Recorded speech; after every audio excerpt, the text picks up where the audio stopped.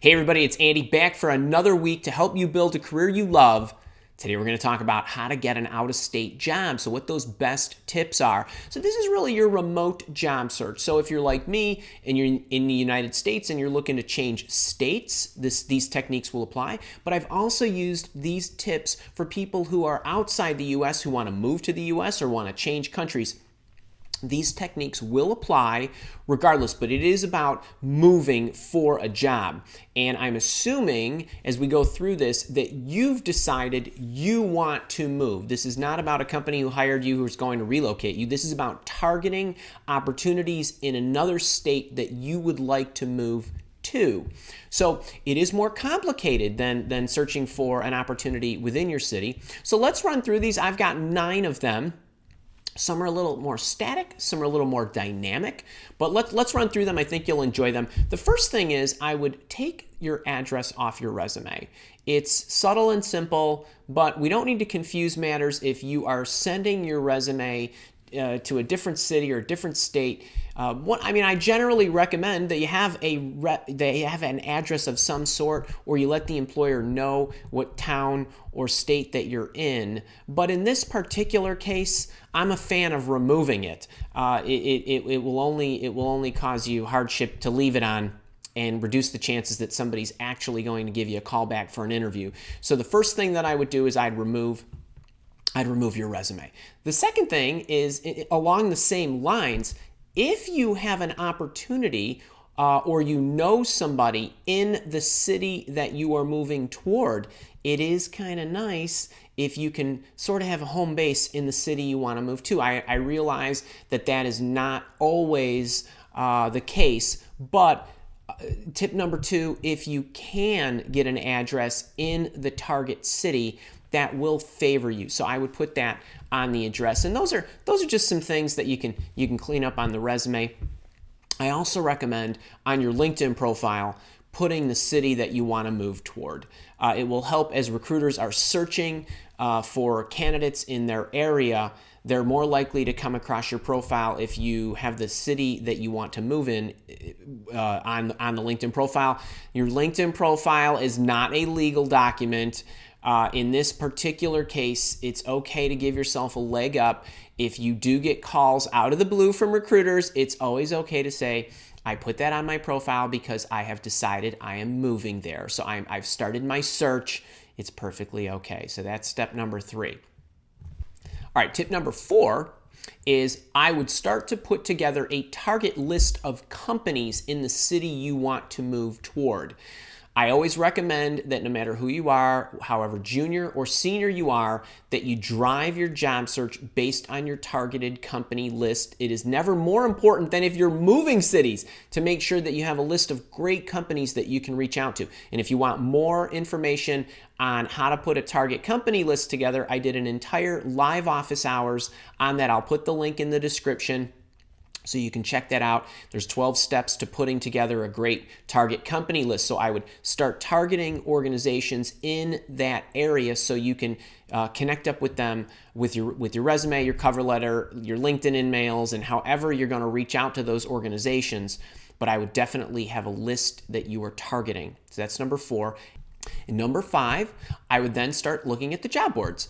I wouldn't just look for positions that are available in the target city that you want, but I also like using the job boards to evaluate which companies are hiring. So even if they don't have a position that suits you perfectly, if the organization is hiring people, it's usually an indication that it's in growth mode, and it would be a great company for you to reach into with your resume and your cover letter. I've also provided some free cover letters about how to apply when there's no job opening. You can check those out. But I would use the job boards to make sure that you're also surfacing positions that are available, but also companies that are hiring to augment your targeted company list. So that's number 5. So number 6, I recommend using LinkedIn to do some online networking with people in that particular city. Start following companies in that city. Start looking for people who work at organizations in that city. Start reaching out to them. You can say, hey, I noticed you work for this organization in such and such a city. I'm moving there, and I'm trying to foster relationships with people who are there. I'd love to know how you feel about the city, your organization, and so on. It's okay to be upfront and honest, but I would start to plant the seed with people who are in that area and see if you can strike up a relationship with them. You never know, they might be able to turn into an employer referral for you, or at least give you some insight, locations to live, organizations that are hiring, whatever it might be. You'd be amazed at what the locals know. So I would use LinkedIn to do that. So tip number 7, I would look at any meetup groups or online groups or organizations within that city that you might be able to join, learn, start networking with people in that town. So in addition to LinkedIn, I would still look for online networking groups or other types of groups where you can get connected. Maybe if you're going to take some visits, you might plan them around meeting dates, things of that nature. But that's another great way to give you a leg up on targeting opportunities in a new city. So that's number 7. All right, so number 8. This is really where the rubber meets the road. This is as you start to communicate with the organizations in that target city. So you've looked at your target companies. You've got your city that you want to move to. You're going to start reaching out to them, whether you're applying directly through email or through the applicant tracking system.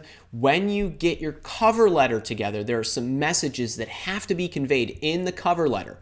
But before we go into those, I want you to understand the recruiter or the HR person's mindset when they're looking at somebody from out of town. Sometimes, not always, but sometimes they're concerned about the relocation expenses. They might not be able to afford the additional expense of moving you from a different city. So that's one thing that some of them might be concerned with. But all of them they're always concerned with whether you actually will follow through with the move. An out-of-town employee is a much greater risk than somebody that lives in the city. So you need to put those fears to bed. So when you put your cover letter together, you need to be very explicit on a few things. I'm reaching out because I want to work for your organization, and I've targeted your organization because it's a great one, and I have determined that I am moving to your city for sure. You got to leave no doubt. You can't make it conditional, like I will move if I'm offered a job. It has the same effect that they're just as concerned about the relocation expenses and all these other things that are going to come up. So it needs to be solid. And you also might want to include your rationale for why you are moving to that city. To the extent that you can add in extremely solid reasons. I'm moving there for family. I'm moving there for friends. My wife or my husband is getting relocated because of their job. Whatever it might be, if you have that at your disposal, I would put it in the cover letter because that will help them rest easy that you are truly coming. The other thing that you might want to put in there is that you are coming no matter what, and you are happy to pay your own relocation expenses. The most important thing is that you want to get with a great organization, which you think they are, and so on.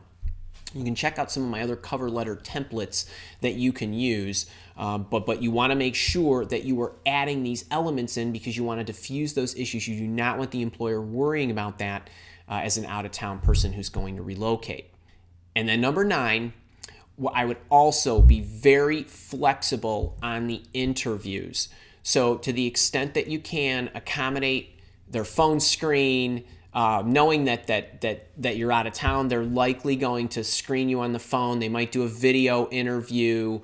And after a couple of sessions, they're going to want you to come in, be as flexible and accommodating as you can. And if you want some tips to handle the phone interviews and the video interviews and those kind of things, I'll put those links in the description here as well so you can get some tips on how to interview effectively. So those are the 9 tips. I know that it's a little bit more complicated. Some of these will apply, some of these won't. But you want to make sure that you're doing all of the things that you possibly can. You're not just combing LinkedIn and a couple of job boards to see what positions are available. There's a lot more to it.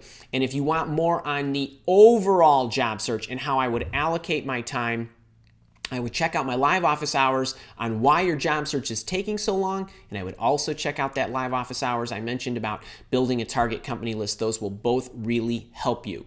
If you love this, Give me the thumbs up. Make sure to subscribe to the channel because I release new videos every week, and I also have live office hours every Thursday, so you can be alerted to those.